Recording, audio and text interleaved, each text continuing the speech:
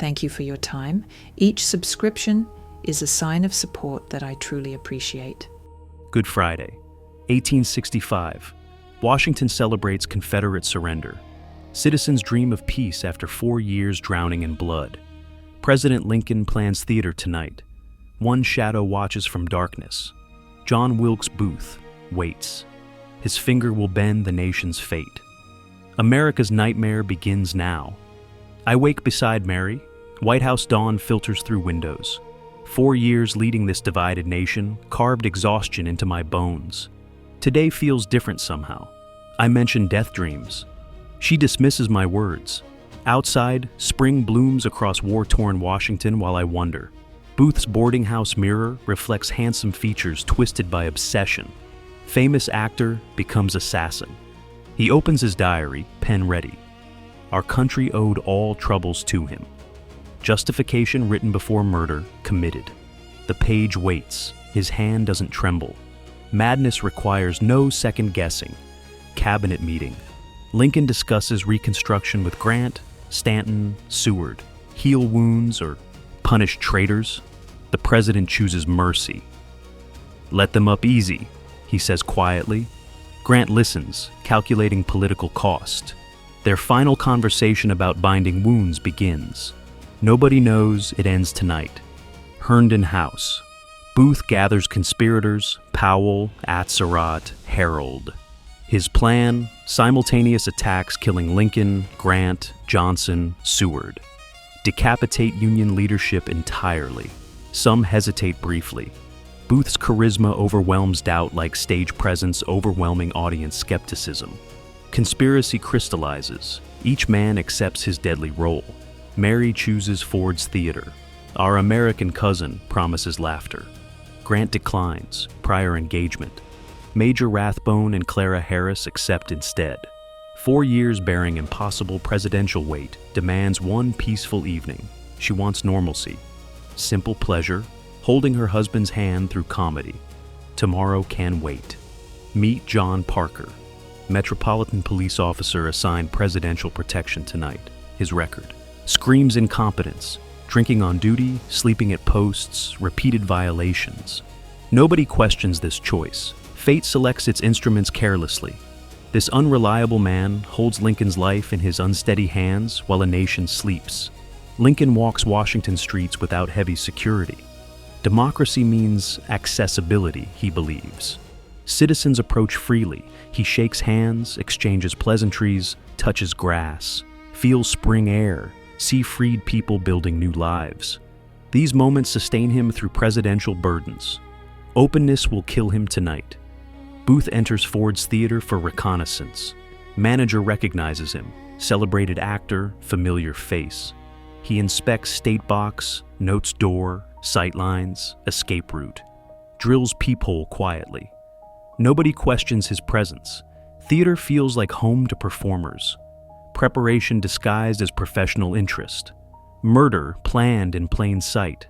Ford's theater stagehand sweeps sawdust from floorboards. War ended 9 days ago. Tonight feels like celebration. President attending means tips, excitement, history. He watches Booth climb backstage stairs with toolbox, familiar sight. Actor always preparing something. The stagehand returns to sweeping, humming. Ignorance protects him briefly. 6 o'clock. Lincoln grants clemency to deserters. Signature after signature preserves young lives. Stanton protests lenience. The president ignores objections. The boy does more good above ground than underground. Final act of presidential mercy. He closes the folder. Death waits 3 hours away. I prepare methodically. Single-shot Derringer. Bowie knife. Spurs for riding. Whiskey burns courage into my throat. Rehearse mentally. Enter box. Shoot tyrant. Leap to stage. Declare sic semper tyrannis. Escape through alley. Fame awaits. Martyrdom beckons. My hand steadies while doubt vanishes completely. Mary selects her dress carefully. Black and white stripes. Pearl jewelry. 4 years surviving catastrophe. Willie's death. War's strain. Emotional fragility. Tonight offers rare intimacy. She plans holding his hand through performance. Simple happiness feels revolutionary. The dress fits perfectly. She smiles at her reflection. 8:15. Presidential carriage departs. Lincoln looks tired but relaxed. Mary sits close. Rathbone and Harris accompany them. Gaslights illuminate Pennsylvania Avenue. Citizens wave enthusiastically. The president tips his hat graciously. Nobody imagines this journey leads toward eternity. Ordinary moments conceal approaching catastrophe. Tavern near theater. Booth drinks, watching conspirators scatter to targets. Powell heads toward Seward's house. Atzerodt assigned Johnson. He'll lose courage, get drunk instead. Harold ready with horses. Booth checks his watch obsessively. Soon, very soon. His heart pounds steadily. Carriage arrives. Crowd recognizes Lincoln immediately.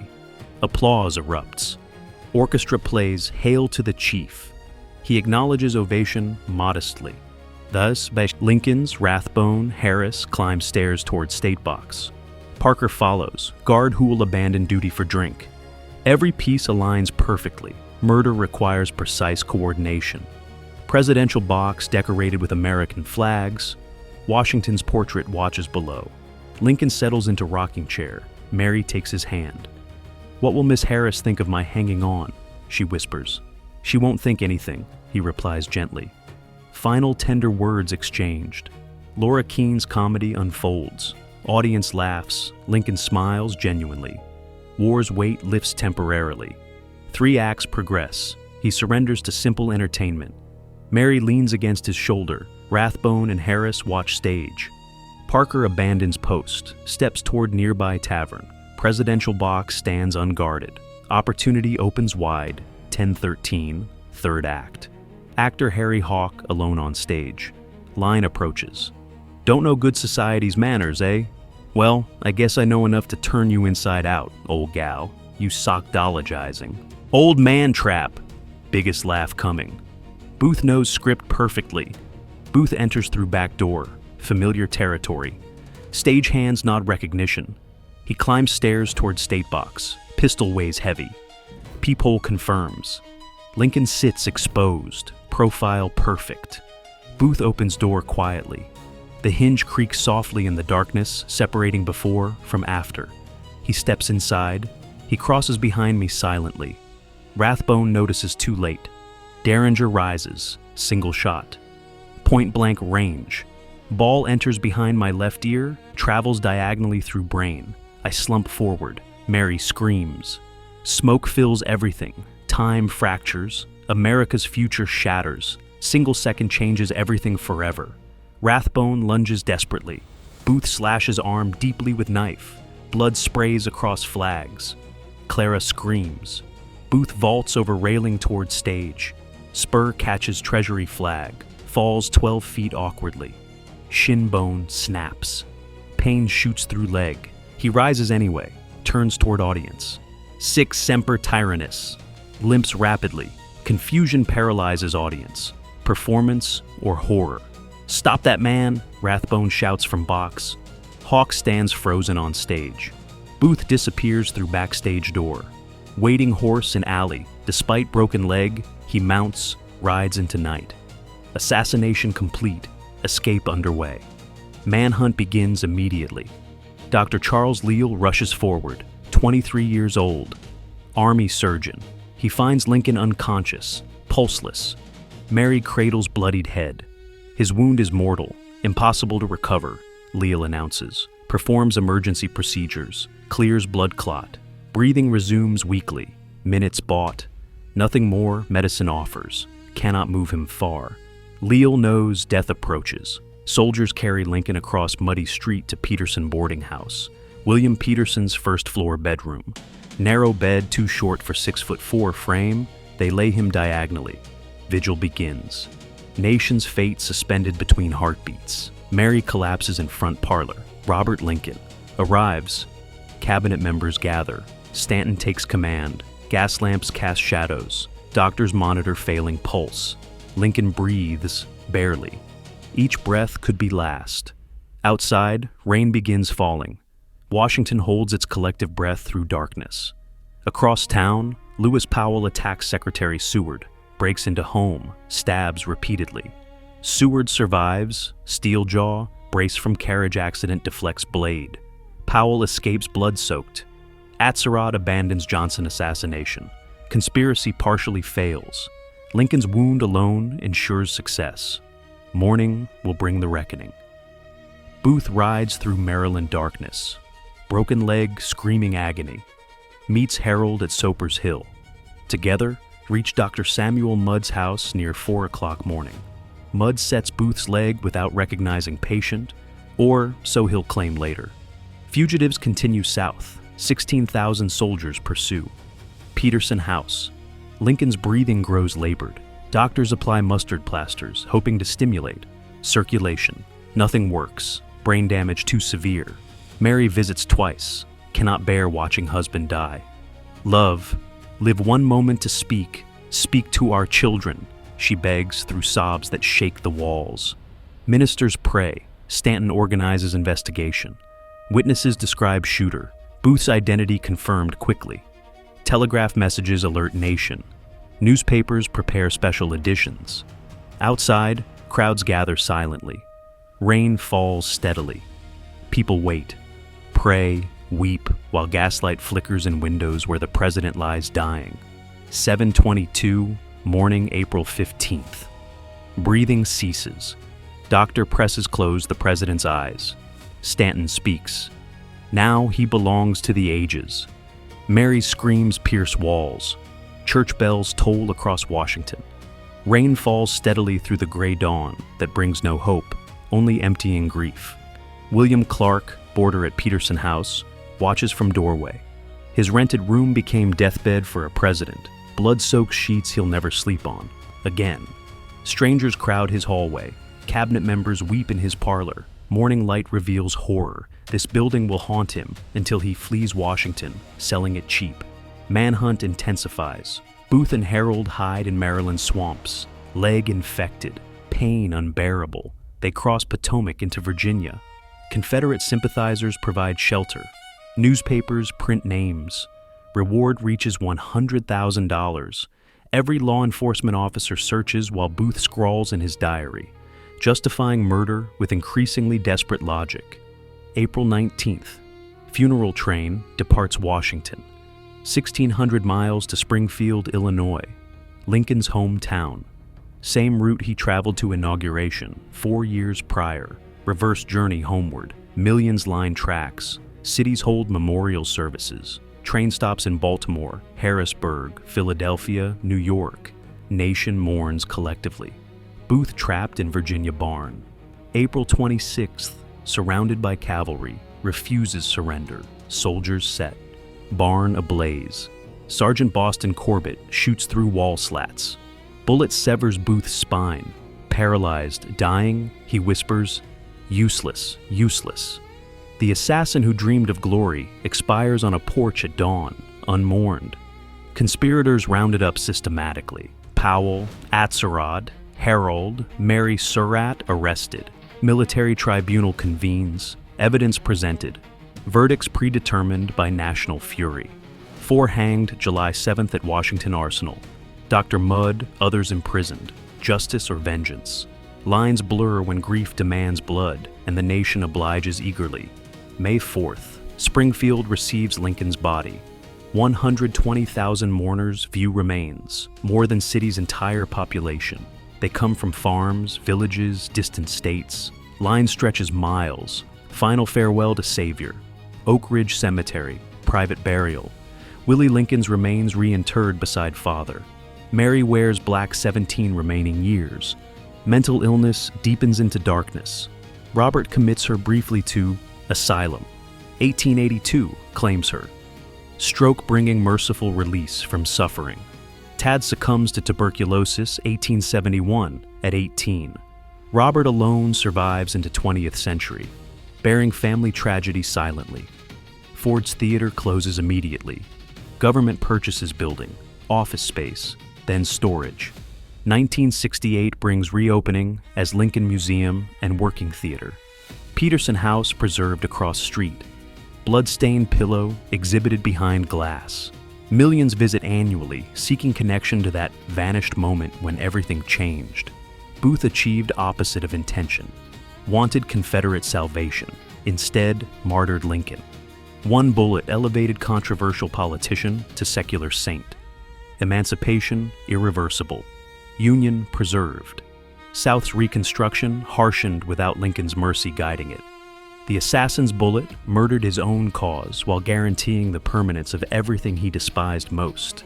Whispers spread through decades. Did Stanton orchestrate assassination? Confederate officials involved? Was Booth actually captured? Did someone else perish in that Virginia barn? Lack of photographs fuels endless speculation across generations.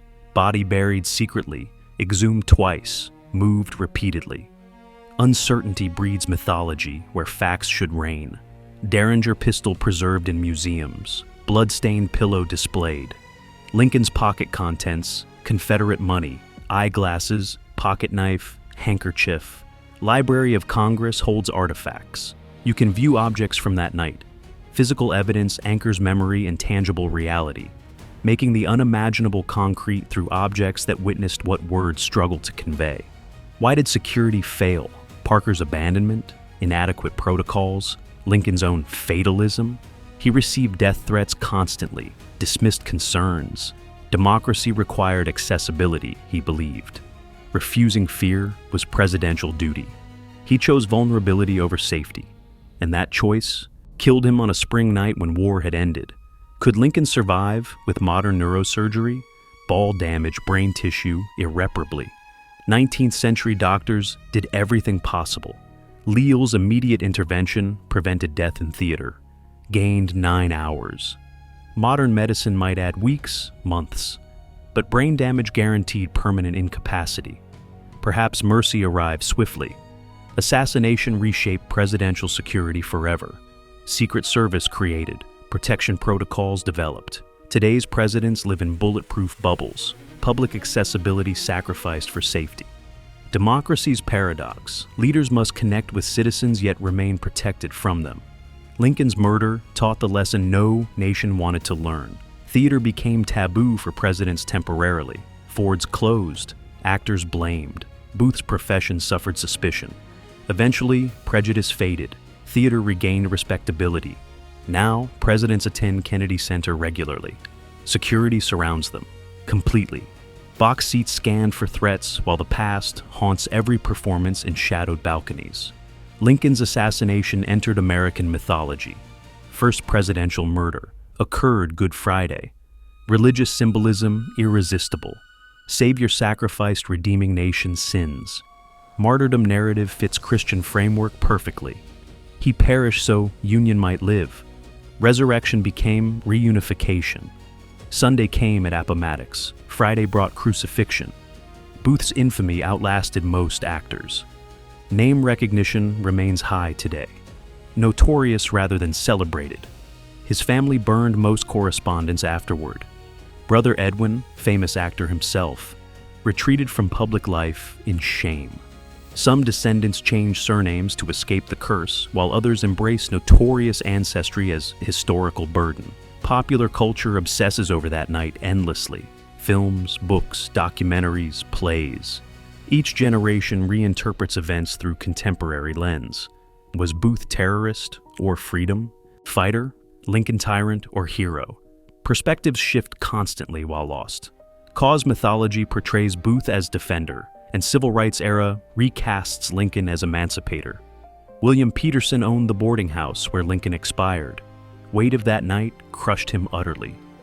Depression consumed remaining years before suicide claims him in 1871. Family loses home eventually to creditors and grief. No monuments commemorate his involuntary role in the drama that destroyed his peace. Laura Keene reportedly held the president's bloodied head briefly. Blood stained her dress, which she preserved, and toured America, displaying as macabre relic. Celebrity followed her everywhere afterward. Critics attacked commercialization of national catastrophe. She defended actions as historical preservation until 1873 brought her final curtain call. Guilt consumes Major Rathbone relentlessly. Why didn't he stop Booth faster? Arm wound heals, but mind fractures. slowly across 2 decades. Christmas 1883 in Germany. He shoots wife Clara fatally in their bedroom, then stabs himself repeatedly. Asylum confines him until 1911, brings merciful oblivion to the witness who became killer. Samuel Mudd serves 4 years hard labor for setting Booth's leg. Pardoned 1869 after helping during yellow fever outbreak at Fort Jefferson Prison. Returns to Maryland protesting innocence until 1905. Descendants fight for exoneration still, arguing he was innocent physician caught in conspiracy's web, though evidence remains forever ambiguous. Charles Leal carries that night through his entire existence. Returns every April 14th to exact spot where President expired. Private memorial continues into old age. 1932, at 90, brings his end, having witnessed Lincoln's passing as career beginning, bearing testimony as lifetime obligation that bound him to memory more powerfully than any oath. Assassination twisted Reconstruction's promised path. Lincoln's malice toward none perished with him on Petersen's blood-soaked pillow. Radical Republicans pushed harsh terms. Military occupation extended. Voting rights restricted. Freedmen's Bureau underfunded. Racism codified into law. Jim Crow emerged from ashes of mercy. Would Lincoln's survival have prevented this? We'll never know. Southern reactions split contradictorily. Some celebrated Lincoln's murder in whispered gatherings. Most recognized losing their most valuable ally in Northern power structures. Booth's action prolonged Southern suffering through vindictive peace that followed. Bitterness festered across generations, while Lost Cause mythology blamed Northern aggression for everything, including the assassination itself. 13th Amendment abolishes slavery constitutionally. December 1865. Ratification arrives. Freedmen celebrate in streets, chains broken legally, if not socially. 14th. And 15th Amendments follow, promising citizenship and voting rights. Yet implementation fails spectacularly across South. Promise unfulfilled until 20th century arrives, bringing renewed struggle for rights already guaranteed. Lincoln Memorial rises 57 years after assassination. Greek temple dedicated 1922 houses, marble statues seated eternally. Gazing toward Washington Monument across reflecting pool.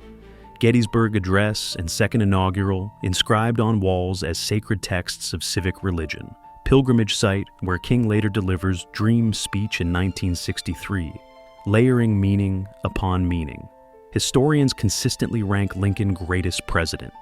Martyrdom enhanced reputation significantly by providing immunity from criticism. Flaws fade from memory. Accomplishments grow larger. Myth overwhelms historical man completely. Real Lincoln was complex, contradictory, evolving pragmatist whose emancipation served moral and practical purposes. Death froze him in heroic amber before complications could tarnish the legend. You can visit Ford's Theater today, walk where Booth walked those final hours before murder, sit where Lincoln sat enjoying his last moments of laughter. View blood-stained pillow behind protective glass. Should we package national horror as tourist experience? Museums struggle with this ethical question, balancing education against the uncomfortable reality of profiting from tragedy. April 14th, 1865, ended America's innocence regarding presidential vulnerability. Democracy's fragility stood exposed. Single determined individual with pistol can murder the most powerful leader. No system prevents sufficiently motivated assassin. Lincoln became first of 4 presidents killed in office. Garfield, McKinley, Kennedy followed. Every president since knows the risk, accepts it anyway as price of democratic leadership. Good Friday, 1865. Night when America changed forever in ways both visible and invisible. President sought peace after 4 years of war. Assassin sought glory through violence. Their collision destroyed both men while reshaping the nation. We remember imperfectly across time's distance. Stories multiply while truth fragments. But this remains. Single bullet altered our trajectory in ways we're still discovering. Democracy proved vulnerable. Leadership proved mortal. Memory proved eternal.